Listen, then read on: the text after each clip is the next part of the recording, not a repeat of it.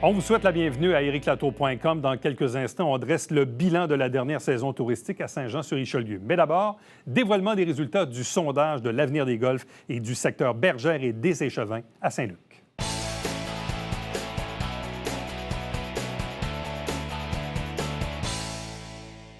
L'un des enjeux importants à Saint-Jean-sur-Richelieu depuis plusieurs années qui fait l'objet de débats, c'est bien sûr l'avenir des golfs, mais même plus large que ça, principalement dans le secteur Saint-Luc. On parle du secteur Bergère, le secteur des Échevins. Et on sait que la Ville a entrepris une grande consultation via un sondage au cours de l'été dernier. Et là, maintenant, c'était le moment de divulguer, de dévoiler les fameux résultats en question. Notre invitée pour en parler, Brigitte Sirac, qui est la directrice du service des communications et adjointe à la direction générale de la Ville. Bonjour et bienvenue. Bonjour. Alors, que dit ce sondage? Il dit plein de belles choses. En fait, puis peut-être je me permettrais de préciser, oui, c'est un exercice de consultation, puis la consultation en ligne, c'est la première étape.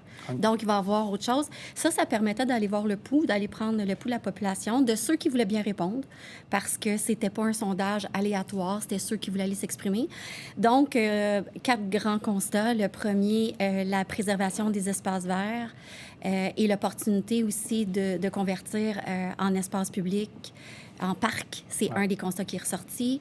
Un autre constat qui est ressorti, c'était parce qu'on en profitait dans la consultation pour partager des enjeux vécus par la Ville, notamment la rareté en logement. Oui. Puis on demandait aux gens, si c'était eux, quelles seraient les solutions qu'ils mettraient en place pour pouvoir répondre à ce besoin-là. Un des constats, c'est que la densification dans les heures d'aujourd'hui, ça demeure la solution la plus sensée. Par contre, ça m'amènerait à un troisième constat, que le troisième constat, c'est que les gens sont mitigés quant à l'endroit. La densification, certes, mais est-ce le bon endroit? Et le quatrième, puis ça, c'est... Moi, je m'occupe, entre autres, avec mon équipe, on s'occupe de la participation citoyenne. Le quatrième constat, c'est la belle participation qu'on a eue. Si on prend ça par quelques bouts... Je n'étais pas surpris de voir que majoritairement, les gens veulent des espaces verts, ils veulent les préserver, ils veulent avoir un parc nature, ils veulent avoir la passerelle à Saint-Luc. Donc, si les politiciens avaient encore des doutes, visiblement, je pense qu'il y a encore beaucoup d'appétit pour qu'on ait une passerelle. Par contre, les gens sont favorables à la densification, mais clairement, les gens disent, mais pas dans ma cour, à tout le moins, en tout cas, pas dans cet espace-là de la ville. Oui. Oui, c'est que, bien, je ne sais pas si c'est la question. Oui, mais c'est assez frappant comme constat, parce que les gens disent, oui, on comprend que la densification, mais ce qu'on dit, c'est regardez ailleurs si on est capable de densifier, mais idéalement, ce secteur-là n'est pas propice à de la densification. C'est effectivement ce que les répondants ont dit, là, en grande majorité. À ce stade-ci, parce que l'idée, le projet, le mandat, dans le fond, que l'administration s'est fait donner, c'était d'explorer, est-ce qu'il y a une alternative au statu quo? Est-ce qu'on peut l'explorer? Puis après ça, si on voit s'il y a un scénario qui est acceptable, après ça, on sera en mesure d'évaluer entre les deux situations, laquelle est la meilleure. Donc, dans ce contexte-là, à cette première étape-là, c'était, on peut-tu rêver ensemble ce périmètre-là? Puis, idéalement, qu'est-ce qu'on y retrouverait? Puis, dans ce que les gens veulent, c'est plus de mobilité durable, l'interconnectivité, de profiter, de dire, on a une opportunité ici. Il y en a qui disaient d'en faire un Central Park. Par contre, les avis étaient partagés sur un lien, parce que si tu amènes des gens, ça implique qu'il faut que tu penses à ta fluidité de ta circulation. Là, les répondants étaient partagés si on devrait avoir un lien routier ou pas. Puis à ce moment-là, bien évidemment, les gens du secteur, parce qu'il faut savoir qu'il y a 2/3 des répondants qui étaient des gens du secteur.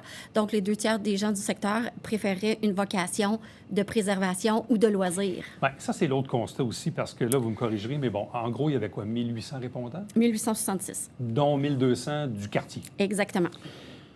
Mais en même temps, il n'y a pas beaucoup de disparité dans les réponses entre les deux groupes. Il y en a un peu, mais il n'y en a pas tant que ça. Je me serais attendu, moi, à un clash peut-être plus important entre ceux qui habitent proches et ceux qui habitent, je ne sais pas moi, à Iberville ou à l'Acadie, qui n'ont pas vraiment d'impact. Oui, mais en fait, parce que dans le fond, les données ont été traitées, si on prend comprenant les gens, donc les 1235, versus le global. Donc, les 1235 ayant tellement de poids, c'est sûr que ça va influencer les résultats du global. Puis, effectivement, il n'y avait pas de polarisation dans les données. C'était assez homogène. Tout à fait. Assez homogène. Autre truc également qu'on voit là-dedans, bon, on parle de mobilité. Dans le sondage, puis juste peut-être le préciser, quand on parlait de l'établissement d'un lien routier, Oui. qu'est-ce qu'on voulait dire au juste? En fait, c'était plus... puis c'est parti même de consultations antérieures où les gens disaient à chaque fois qu'on fait des projets, puis ici, quand je parle projet, je parle pas de projet immobilier, juste de penser à un aménagement, un projet. C'est vraiment une considération, je dirais même une préoccupation des gens de dire, mais est-ce que ça va venir créer de la congestion dans notre secteur? Puis les gens nous disaient, même par le passé, vous devriez toujours avoir ça en tête, ce qui est le cas des équipes des infrastructures. Bref, à partir de ça, on se disait, bien, si on faisait, admettons, un parc, si on pousse l'idée plus loin, puis qu'on veut que ce soit un parc qui soit accessible aux gens de partout dans la ville, ça veut dire que les gens vont falloir qu'ils puissent y accéder. À ce moment-là, est-ce qu'on doit considérer dans l'élaboration de plans, de scénarios futurs, un lien, peu importe sous quelle forme il prendrait, afin d'alléger, de rediriger sur d'autres axes. Et là... de mémoire, je pense qu'il y en avait 42 qui n'en voulaient pas, 40 qui disaient oui, puis d'autres, je pense que c'est, bien, attendons de voir les scénarios, puis je pourrais me prononcer à ce moment-là. On voit que les gens tiennent à leur tranquillité, tiennent aux espaces verts, visiblement ne voient pas de potentiel, en tout cas, de grande densification dans ce secteur-là. C'est extrêmement limité, mais même, je fais juste un parallèle. Moi, j'habite un quartier qui est limitrophe entre NDL et l'Acadie, où on a le parc des Parulines. Puis je le dis, moi, je souhaite ça à tout le monde, d'avoir un parc comme celui-là à proximité. Mais je regarde chez nous, dans la partie NDL, il y a des gens qui vont se stationner là, et ça fait en sorte qu'il y a beaucoup d'autos de stationner dans la rue, alors que, techniquement, il y a un stationnement du côté de l'Acadie. Oui. Les gens, des fois, ils ne font pas le grand tour pour se rendre. Donc, j'imagine qu'un jour, on décide de faire un parc nature à Saint-Luc. Bien, forcément, il va y avoir un stationnement. Forcément, il y a des gens qui vont y aller en auto. En espérant qu'ils iraient plus à vélo, mais forcément, si on regarde les habitudes de déplacement de la population, c'est pas encore 100% intégré, les déplacements actifs à grande majorité. Il y a des adeptes et c'est bien, mais c'est une gestion de changement. On voit d'ailleurs, et ça, c'est la réalité de la banlieue, on regarde en date d'aujourd'hui, la majorité des gens se déplacent encore avec leur auto. Là. Oui, quand on avait fait le sondage pour la stratégie de développement durable, il y avait différentes questions qui étaient posées. Puis quand on arrivait justement au déplacement actif, tout le monde était d'accord que c'est bon pour la santé, c'est bon pour l'environnement, c'est vraiment un changement à faire, un changement souhaitable. Mais c'était de tous les axes celui où les gens disaient que ce serait le plus difficile dans leur gestion de changement à faire. Ça ne veut pas dire qu'il ne faut pas s'y attaquer, au contraire. Ouais. Il faut mettre des conditions favorables, mais les gens étaient honnêtes dans leur diagnostic en disant moi-même, j'ai du travail à faire en ce sens. L'autre chose aussi qui m'a, pas surpris, mais bref, quand j'ai regardé vers la fin du sondage, quand on demande aux gens, bon, pour les prochaines fois, vous voulez qu'on vous consulte un peu de quelle façon? Et on voit que quand même, il y a une bonne proportion des répondants qui aimeraient ça avoir un référendum. Oui. Bien, en fait, je dirais que le référendum, c'est un mécanisme décisionnel. Versus un mécanisme... Oui, c'est un mécanisme de consultation, mais ce que je pense que les gens exprimaient, c'est disaient à la toute fin, il y en avait qui disaient, moi, j'aimerais ça pouvoir utiliser ce mécanisme-là. Donc, ça a été noté et ce sera proposé aux élus.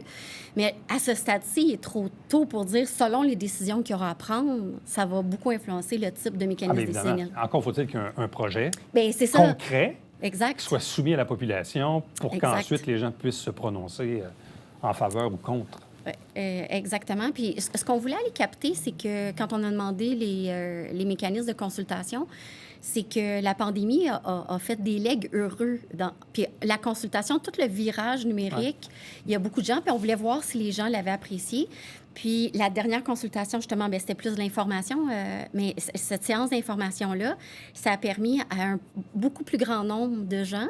Fait que les gens peuvent l'écouter quand ils veulent, d'où ils veulent. Ils vont avoir accès aux questions-réponses, les questions qu'on n'a pas eu la chance de répondre. Séance tenante, on va pouvoir répondre ultérieurement. Donc, on voulait aller tester si c'était une formule qui était appréciée. Là, vous avez fait une présentation jeudi dernier, le 1er décembre, via vidéoconférence, où les gens étaient invités au dévoilement. Comment s'est passée la séance? C'était une présentation? Est-ce que les gens pouvaient poser des questions? Bref, c'était quoi la teneur de la rencontre? Là, c'était vraiment une séance d'information. Donc, l'idée était de venir partager les résultats du sondage. D'autant plus que pendant l'été, il y avait des gens qui nous avaient exprimé des préoccupations par rapport à la méthodologie. Fait que ça devenait une belle plateforme pour eux de pouvoir avoir les questions directement à l'agence qui le fait, là, à la firme qui le fait. Donc, il y a eu, ça s'est fait en 3 volets. Fait qu'il y a eu la présentation de la démarche, il y a eu les présentations des résultats, il y a eu la période de questions-réponses et à la toute fin, les prochaines étapes du projet. Bon, c'est quoi les prochaines étapes du projet en soi? Parce qu'il n'y a pas de projet concret comme tel.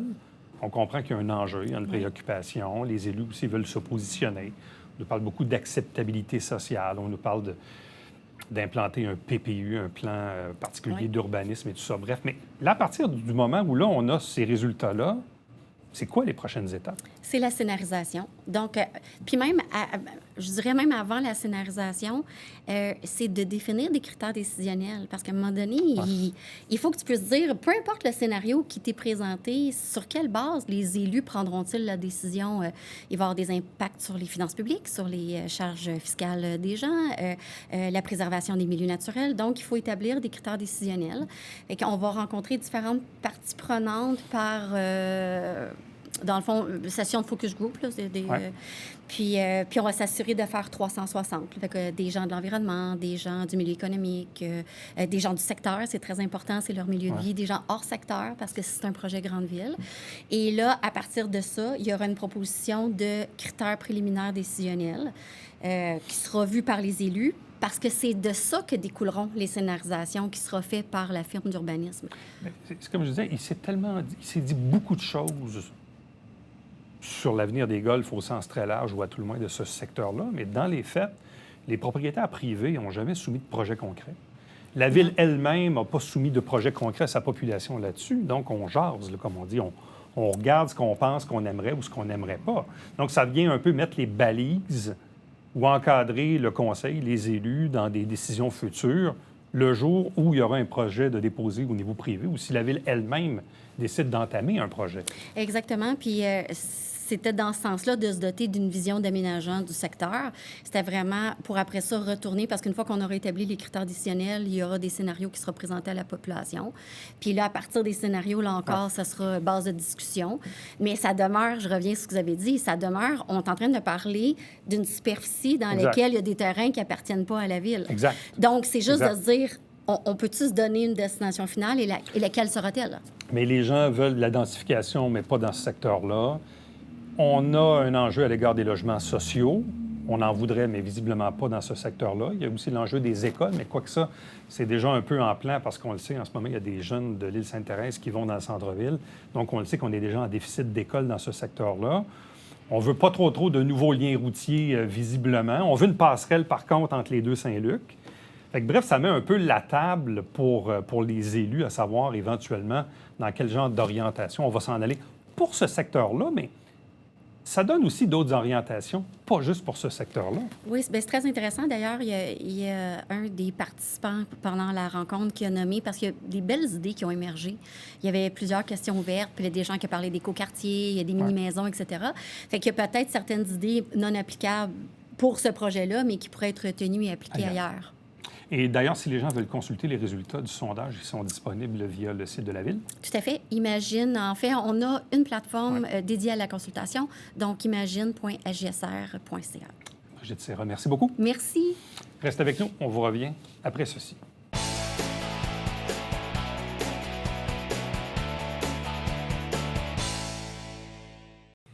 Salut, ici Alexandre Baudouin. Et François Trépanier. François, cette semaine à Sport Express, qui dit automne, dit Macédoine. Dit l'informateur joannais William Julien pour un spécial de 30 minutes. Manquez pas ça.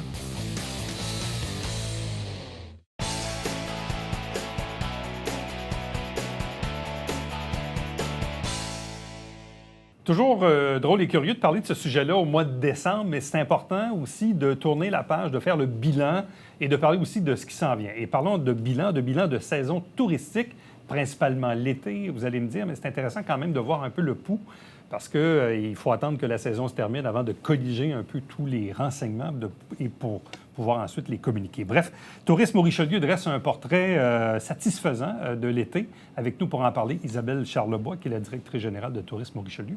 Bonjour et bienvenue. Bonjour, Éric. Donc, en quoi ce bilan est-il satisfaisant?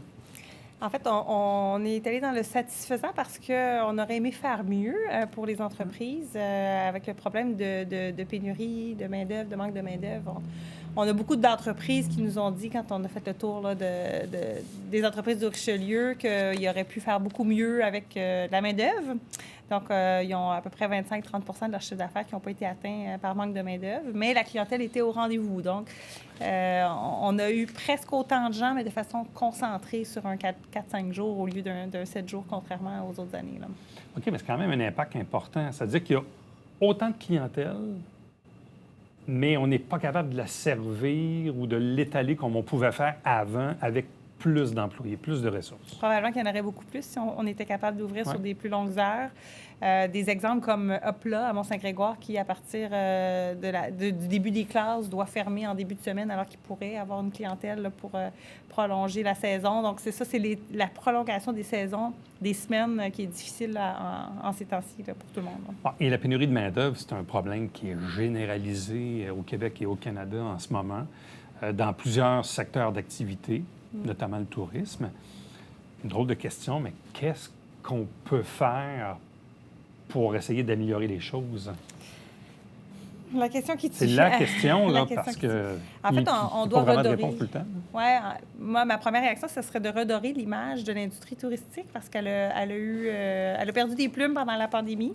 Il y a eu tellement de fermetures pendant la pandémie d'entreprises touristiques qu'il y en a beaucoup de gens de l'industrie qui se sont tournés vers d'autres métiers. Donc, de redorer un peu ce métier-là, de remplir nos classes de l'ITHQ, des services techniques qu'on a en tourisme. Mais à très court terme, il y a un groupe qui travaille là, dans le Haut-Richelieu, là, avec le chantier 2025 dont on fait partie, qu'on essaie de mettre des actions qui auront des résultats déjà pour l'été prochain, on espère. Là. Bon, parlons de la ventilation de la clientèle, puis ça vient un peu de ce que je comprends de vos 3 bureaux touristiques là, qui colligent de l'information. On dit, on est en mesure d'établir que 90 des visiteurs provenaient du Québec, dont 37 en Montérégie. Est-ce que ce sont des chiffres qui sont satisfaisants pour vous? Oui, parce que dans le fond, ça veut dire que les gens viennent de plus loin qu'avant, même qu'avant 2019. Donc, quand on dit à peu près 35-37 des gens de la Montérégie, normalement, on en avait plus 60 avant. Donc, ça veut dire qu'on va chercher un plus grand pourcentage de gens d'ailleurs que la Montérégie. Donc, quand on laisse Laurentides, Québec, beaucoup de gens de Québec, autant de gens de Québec que de Montréal, bizarrement cet été. Donc, probablement des attraits plus importants, comme Venise en Québec, comme Hopla, qui attire les gens de plus loin. Donc, oui, c'est satisfaisant. Puis 10 mais autres, ça, c'est le fun. On l'a retrouvé, notre clientèle. On est revenu à ce que c'était dans le passé avec un... Oui, la clientèle haute, c'est quoi? C'est des Américains, des Ontariens, des Français, exact. Bref... Tu l'as dit. Donc, c'est vraiment ça. C'est vraiment ça. C'est à peu près un 2-3 d'Européens, des Français majoritairement, 2-3 d'Ontariens, puis des Américains. Dans le fond, on est revenu dans les proportions de ce qu'on avait avant la pandémie? Oui, exactement. Avec une plus grande proportion de touristes versus d'excursionnistes, donc des gens qui viennent d'un peu plus loin. Donc, c'est en pourcentage là, de proportion. Là. Mais ça, est-ce que ça fait augmenter le nombre de nuitées dans les sites d'hébergement? Oui, bien c'est sûr qu'avec l'arrivée du Rosé à Venise en Québec, la Cage de Lac-Champlain depuis quelques années, Flotel à l'Auberge, Domaine Pourquis, donc on a plus d'hébergement d'expérience. Donc, c'est sûr qu'on a plus d'offres. Donc, automatiquement, on a plus de rétention là, de visiteurs de plus loin, donc des touristes là, qui dorment pour quelques nuits. Là. Bon. Parlons justement de certains pôles peut-être un peu plus attractifs que la moyenne. Évidemment, Hopla à Mont-Saint-Grégoire. C'est quand même assez incroyable comme établissement. Bon, on est en plein cœur de la montagne. De l'autre côté de l'érabillage Charbonneau, il y a Arbraska, évidemment, qui est là depuis quelques années. Mais il y a le fameux Hopla, une espèce de trampoline. C'est comme géant, là, si on veut.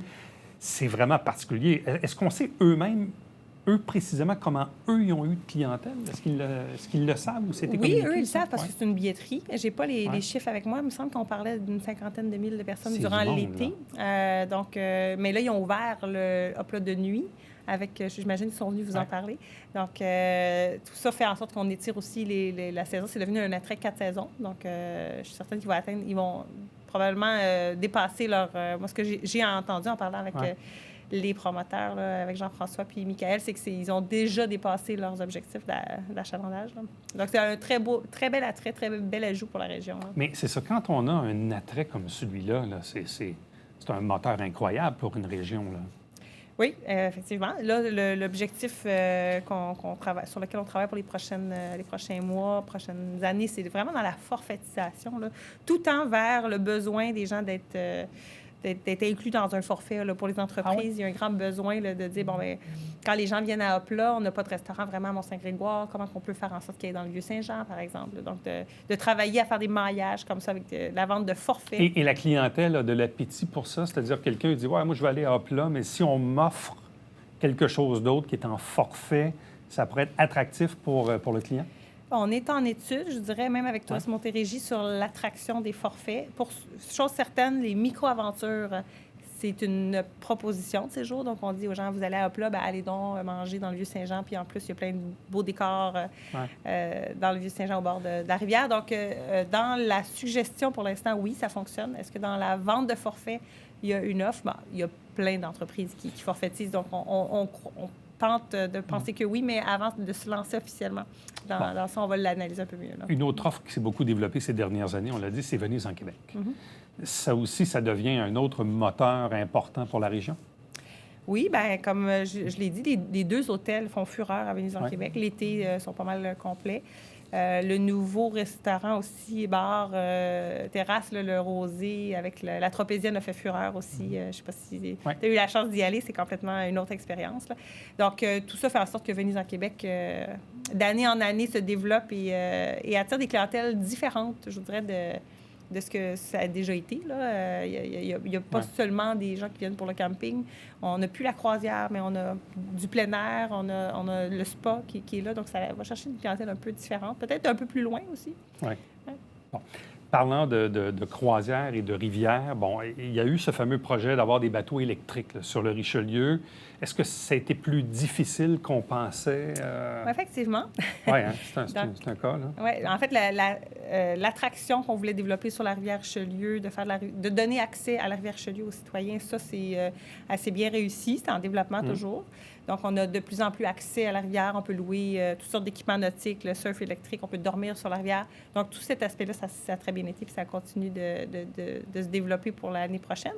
Les bateaux électriques, on avait un partenaire qui a quitté, donc c'est plus difficile à ce niveau-là. On est en réflexion. Là. Allô Richelieu, en fait, est en réflexion à savoir s'il y aura remplacement des bateaux électriques. Parce que les bateaux électriques sont en fait gérés par Allô Richelieu, et Allô Richelieu avait un contractant qui offrait le service, là, c'est ça? Et le contractant a eu des difficultés financières? Là. Non, Allô Richelieu, en fait, c'est une coopérative qui rassemble des entreprises. Donc, chaque entreprise était indépendante. Donc, la route de Champlain, qui était l'opérateur des bateaux électriques et des vélos électriques. Oui, c'est ça, la route de Champlain. C'est le propriétaire de ces équipements. C'est un opérateur qui est mis en ligne et sur la billetterie. Et c'est cet opérateur-là qui a eu des des difficultés financières. Là. Donc, à ne pas confondre entre Allô Richelieu et la route de Champlain. Je comprends la nuance. Mais ça reste que est-ce que c'est quelque chose qu'on voudrait ou qu'on souhaiterait vouloir ramener éventuellement peut-être avec un autre opérateur? Oui. On est en discussion, l'équipe d'Allô Richelieu et notre équipe, on essaie de voir justement le meilleur modèle. Les équipements pourraient être récupérés pour une nouvelle offre, là, je vous dirais. Peut-être pas exactement la même offre, parce qu'il y a un manque de main-d'œuvre aussi. Donc, la saison était très courte. Là. Donc, de rentabiliser sur 2 mois, c'était assez difficile pour le promoteur. On aurait la même difficulté. Donc, il faut revoir l'offre un peu. Là. Tout à fait. Ça devient difficile d'opérer quelque chose sur une si courte période avec en plus une pénurie de main-d'œuvre, puis d'essayer de se rentabiliser dans le plan d'affaires. Ça devient presque insoutenable. C'est exactement. Donc, c'est une réalité. On travaille fort pour donner l'accès à la rivière, mais peut-être pas nécessairement juste avec des bateaux, peut-être avec autre chose. Bon, vous avez aussi développé des nouveaux projets comme une application mobile. Qu'est-ce que c'est? En fait, il y a Anecdote qu'on va lancer au mois de janvier, qui a été développée durant toute la dernière année. Anecdote, c'est une application qu'on télécharge qui met en valeur présentement une vingtaine de villes au Québec. On est parmi les premiers. Donc, c'est comme un guide virtuel qui nous fait visiter, dans le fond, la région. Une fois que c'est téléchargé, quand on passe à côté d'une anecdote, ça pop puis ça nous raconte l'histoire.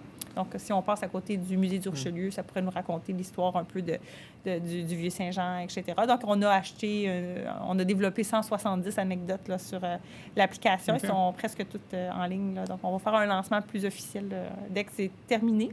Donc, probablement au mois de janvier.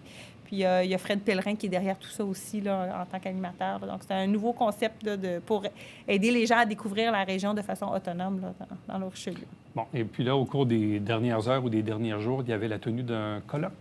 Oui, le colloque touristique du Richelieu, on fait une fois par année. Donc, on rassemble l'industrie touristique, les partenaires économiques qui sont au rendez-vous. Il y avait quelques élus aussi pour échanger sur l'avenir des prochaines années là, dans le Richelieu.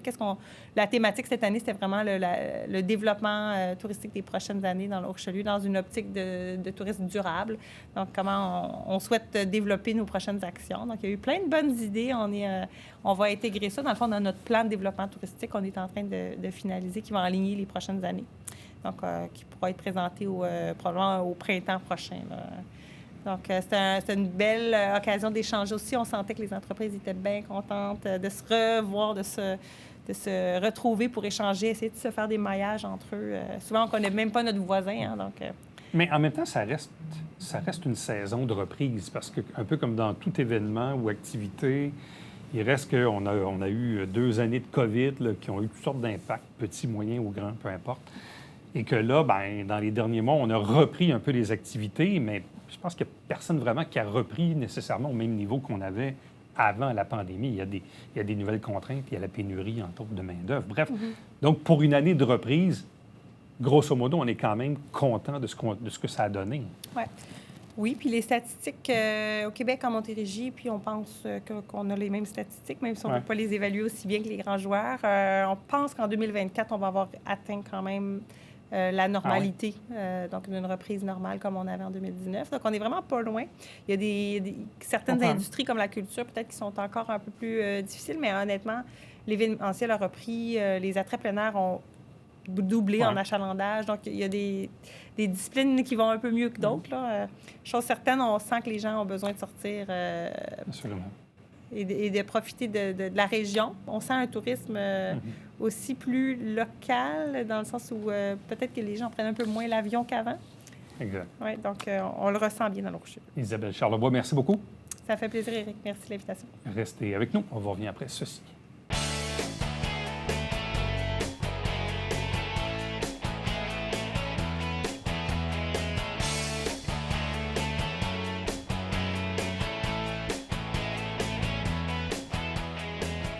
Le CIS de la Montérégie-Centre a ouvert des cliniques pour les urgences sur le territoire à Saint-Jean et Saint-Hubert. Donc, avant d'aller à l'urgence, vous faites le 811 ou le GAP et on va vous diriger, bien sûr, au bon endroit. À demain. Bye-bye.